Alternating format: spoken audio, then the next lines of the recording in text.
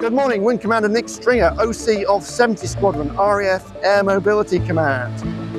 Great to be here at RIAT today, looking at your fine plane. Can you tell us a bit about why it is so good for air mobility?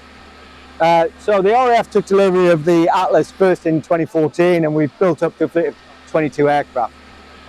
What we've done is replaced our aging C-130 fleet with an aircraft that is actually fundamentally bigger, faster, and I don't like to say it because I used to be an ex-C-130 guy, but it is actually a better aircraft.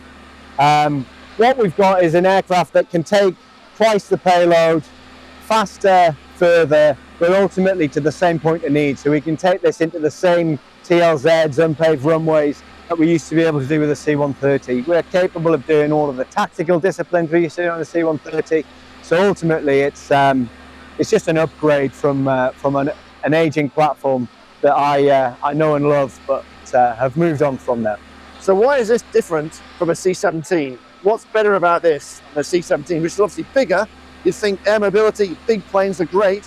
Why is this still needed? It's just a different platform. So the UK has 8 C-17 aircraft, and we've got a fleet of 22 of these. And it's about mass and scale. So we don't have the opportunity to really use a C-17 in a tactical discipline and tactical environment like the Americans can and do. So we're just not scaled for it. So it's a capable aircraft, the C-17, but it's just not used that way for us. So we use Atlas to fulfill those tactical disciplines. Now, this aircraft achieved sort of fame during the 2021 Kabul evacuation, flying into that city and getting all the Afghan refugees home.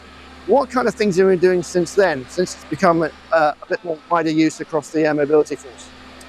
So we've been building up our tactical disciplines. A lot of those have come online in the recent years. Most notably last year, we were involved in the airdrops of aid, humanitarian aid into Gaza. So that was the first operational airdrop by this aircraft. We dropped over 110 tons of supplies into Gaza over 10 different missions. And that was a real showcase for this aircraft and the capability we have. We're part of a multinational coalition led by the Jordanians. We mount and aborted out of Jordan with a host of other European and Middle East nations who were involved in that push. So that was a real opportunity for us to show what the aircraft's capable of, and some really challenging conditions as well. So we were having to drop to drop zones that were not traditional drop zones, that were recce'd and cleared in the way that we would have done previously. We were having to drop from altitudes that we'd never really practiced for in the UK. So a lot of challenges to overcome, but what we proved was this aircraft's ultimately incredibly capable. So it was a really good effort from everybody involved.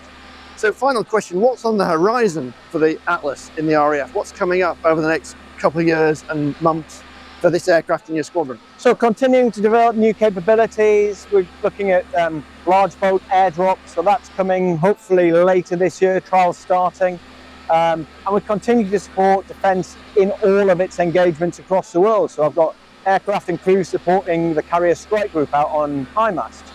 We've got exercises taking place in Guam as we speak. I've got crews constantly deployed on operations in the Middle East. I've got crews constantly deployed on operations down in the Falkland Islands. Pretty much anything and everything that defence does is supported and enabled by air mobility, whether it's Atlas, whether it's a C-17, whether it's Voyager, whether it's the Envoy. We get involved in everything that defence needs and does. So I'm really proud of our contribution to that and what we can offer for defence. It's great. Great, thanks for your time. Pleasure, good to see you. Cheers.